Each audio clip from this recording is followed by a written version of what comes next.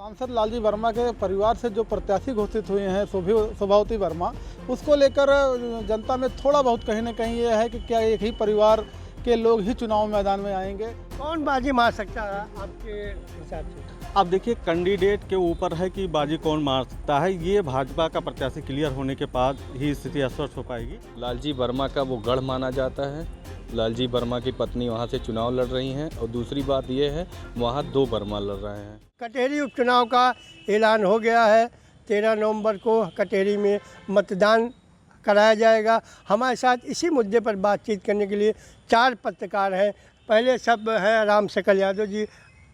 राम सकल जी, क्या आकलन है, क्या होगा, चुनाव कैसे होगा?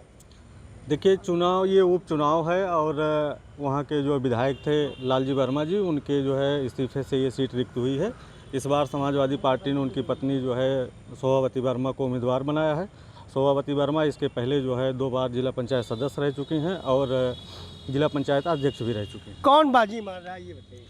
देखिए, अभी जो ग्राउंड पे चूँकि क्लियर हो नहीं पाए हैं प्रत्याशी, बसपा ने अपना उम्मीदवार जरूर अमित वर्मा को बनाया है, लेकिन अभी उनकी आधिकारिक घोषणा नहीं की है। सपा ने हालांकि घोषणा कर दी है, शोभावती वर्मा को जो है उम्मीदवार बनाया है।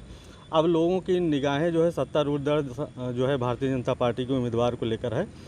कटेहरी का जो सिनेरियो है उसमें ग्राउंड पे जो देखा जाए तो कटेहरी बाज़ार से जो उत्तरी इलाका होता है वो बहुत ही प्रभावशाली होता है। लालजी वर्मा जो सांसद चुने हैं उनके प्रभुत्व वाला क्षेत्र माना जाता है। उसके बाद का जो इलाका पड़ता है जिसमें भीटी वगैरह ये ब्लॉक आते हैं, इसमें जो है भारतीय जनता पार्टी को विजय मिलती है। कौन बाजी मार सकता है आपके हिसाब से? अब देखिए, कैंडिडेट के ऊपर है कि बाजी कौन मार सकता है। ये भाजपा का प्रत्याशी क्लियर होने के बाद ही स्थिति स्पष्ट हो पाएगी। अभी जो नाम चर्चा में है उसमें जो है अजीत प्रताप सिंह हैं और अवधेश द्विवेदी हैं और पूर्व मंत्री धर्मराज निषाद का नाम जो है तेज़ी से चर्चा में है। ये तीनों कैंडिडेटों में जो स्थिति बनती है, पिछले कुछ दिनों से अजीत प्रताप सिंह ने ज़बरदस्त लोगों के बीच जा कर के अपना एक चुनावी माहौल तैयार किया है। चूँकि एक प्रभावशाली जो पिछड़ा वर्ग होता है उससे जो है लालजी वर्मा के परिवार से ही सपा ने उम्मीदवार बना दिया है, तो अब जाहिर सी बात है कि भाजपा को सवर्ण प्रत्याशी के पक्ष में जाना पड़ेगा। अखिलेश तिवारी जी हमारे साथ राष्ट्रीय सहारा के, ये बताइए कौन मजबूत स्थिति में है इस चुनाव में, उपचुनाव में? अभी देखिए, मजबूत स्थिति की जहाँ तक बात की जाए तो चूँकि यहाँ तो जो ये सीट सपा की थी मेन चुनाव में, और लोकसभा चुनाव में भी सपा को यहाँ से बढ़त मिली थी। तो जो अगर पिछला आंकड़ा देखेंगे तो आज की डेट में सपा मजबूत है। लेकिन चूँकि अभी भाजपा का प्रत्याशी आया नहीं है, भाजपा का प्रत्याशी जब आ जाएगा और बसपा का भी, हालांकि उन्होंने जिला प्रभारी के रूप में अमित वर्मा को जरूर घोषित कर दिया है, लेकिन बसपा का जैसा कि पूर्व में इतिहास रहा कि कभी भी प्रत्याशी का बदलाव कर सकते हैं। तो अब प्रत्याशियों की घोषणा हो जाए क्लियर कि कौन कौन मैदान में है, उसके बाद ही कुछ कहा जा सकता है। कौन बाजी मार सकता है आपके हिसाब? बाजी मारने की बात तो अभी फिलहाल जनता तय करेगी कि किसको कौन बाजी मारेगा, लेकिन जो स्थितियाँ बन रही हैं उसमें लड़ाई काफ़ी अच्छी मानी जाएगी। त्रिकोणीय लड़ाई हो सकती है, क्योंकि अमित वर्मा जो है चुनाव मैदान में आए हैं तो उनके साथ जो एससी वोट और वर्मा बिरादरी का वोट अगर जुड़ेगा, क्योंकि कहीं ना कहीं जो ये सांसद लालजी वर्मा के परिवार से जो प्रत्याशी घोषित हुए हैं शोभावती वर्मा, उसको लेकर जनता में थोड़ा बहुत कहीं ना कहीं ये है कि क्या एक ही परिवार के लोग ही चुनाव मैदान में आएंगे, कोई दूसरा मैदान में नहीं आ सकता। इसको लेकर थोड़ा सा वो है, तो ये इसके कारण जो है कुछ वोटों का बिखराव सपा से होने की संभावना जताई जा रही है। हमारे शिव कुमार तिवारी जी दैनिक जागरण से, ये बताइए कि कौन मजबूत है और कौन बाजी मार सकता है चुनाव में? अभी तो मजबूत किसी को नहीं माना जा सकता। पहले लालजी वर्मा यहाँ से विधायक थे, इस समय वर्तमान में सांसद हैं, यूँ तो मजबूत उन्हीं को माना जा रहा है। लेकिन अब जैसे सपा में भी कुछ विरोध के सुर उठे हैं और भाजपा में भी अंदर खाने कुछ विरोध चल रहे हैं। जैसे जो बहुत लोग टिकट की लाइन में हैं वो कह रहे हैं पीठ पीछे, अगर हमको टिकट नहीं मिला तो हम विरोध करेंगे। तो पहले तो ये लोग अपना डैमेज कंट्रोल करें जो विरोध है, उसके बाद फिर शीर्ष नेतृत्व जो है अपना प्रत्याशी तय करे। अब प्रत्याशी अभी तो जैसे सपा ने क्लियर किया है, बसपा के अमित वर्मा हैं, उनका भी कोई बहुत ज़्यादा अभी कंफर्म नहीं माना जा रहा है, और भाजपा ने तय नहीं किया है। तो कुल मिला के यहाँ भाजपा का कैंडिडेट क्लियर होने के बाद ही सही स्थिति स्पष्ट हो सकेगी। भाजपा के चार प्रत्याशी अपने दावेदारी कर रहे हैं, सॉरी भाजपा के, तो क्या इसका कोई इम्पैक्ट पड़ेगा पार्टी के चुनाव पर? पार्टी में कुछ नहीं, देखिए उसकी पूंजी है, वोट बैंक की पूंजी है, वो कहीं जो खिसकने वाली नहीं है। जो भी कैंडिडेट होगा वो अपने व्यक्तिगत व्यवहार पे वोट लाएगा, कुछ और भी उसकी रणनीति है। उन सब में अगर वो सफल हुआ तो वो फाइट करेगा बढ़िया से। हमारे साथ सोनू सिंह हैं न्यूज़ अखबार से। ये बताइए कौन बाजी मार रहा है चुनाव में कटेहरी में? कटहरी में बाजी मारने की बात ये है, वहाँ सपा से शोभावती वर्मा है, लालजी वर्मा सांसद वर्तमान में उनकी पत्नी है।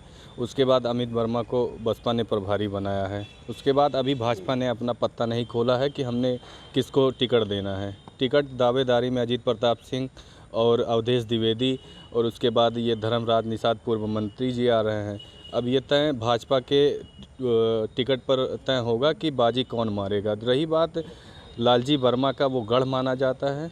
लालजी वर्मा की पत्नी वहाँ से चुनाव लड़ रही हैं और दूसरी बात ये है वहाँ 2 वर्मा लड़ रहे हैं, समाजवादी से शोभावती वर्मा और बसपा से ये अमित वर्मा। और वोट वहाँ है सबसे ज़्यादा एससी का, उसके बाद ब्राह्मण का। ये देखना तय होगा कि भाजपा जब तक अपना कैंडिडेट फाइनल नहीं करती है, अभी ये कहना मुश्किल नहीं है बाजी कौन मार सकता है। आप चूँकि कटेहरी विधानसभा क्षेत्र से आते हैं, आपका वहाँ निवास स्थान है, क्या आपका समीकरण क्या कहता है? समीकरण कुल मिला के अभी तक जो है वो भाजपा और सपा तक ही सिमटता दिख रहा है। ये है कि बसपा अगर अमित वर्मा को लड़ाएगी तो वो फाइट में रहेगा, ऐसी बात नहीं है। अब वो जितनी फाइट कर ले जाएंगे, जिसका भी वोट ज़्यादा काटेंगे उसके विपक्ष का उतना फ़ायदा होगा। किसके बीच मुकाबला होगा, क्या लगता है? मुकाबला अभी आज की डेट की अगर बात की जाए तो सपा और भाजपा ही है। लेकिन जैसा कि अभी बताया कि जो कैंडिडेट बसपा के हैं वो भी लड़ाई में अच्छे जाएंगे। और ख़ासकर अगर जो वर्मा बिरादरी की बात है कि जो एक बिखराव वाली बात आई है कि परिवार के नाते जो बिखराव की बात आई है, अगर वो कहीं हुआ तो बसपा चूँकि 80 वोट उनके साथ है, काफ़ी बड़ी संख्या कटेहरी में सबसे ज़्यादा वोटर 80 के हैं, तो अगर वो 80 और वर्मा बिरादरी के वोट इकट्ठा हुए तो कहीं ना कहीं फिर जो है लड़ाई काफ़ी दिलचस्प होने की संभावना है। किसके बीच मुकाबला देख रहे हैं? देखिए, मुकाबला तो कुल मिला के देखा जाए जो जातिगत आंकड़े हैं उसमें बहुजन समाज पार्टी की भूमिका भी बहुत महत्वपूर्ण है। क्योंकि समाजवादी पार्टी के कब्जे वाली सीट है तो उनका पल्ला पहले से ही भारी है।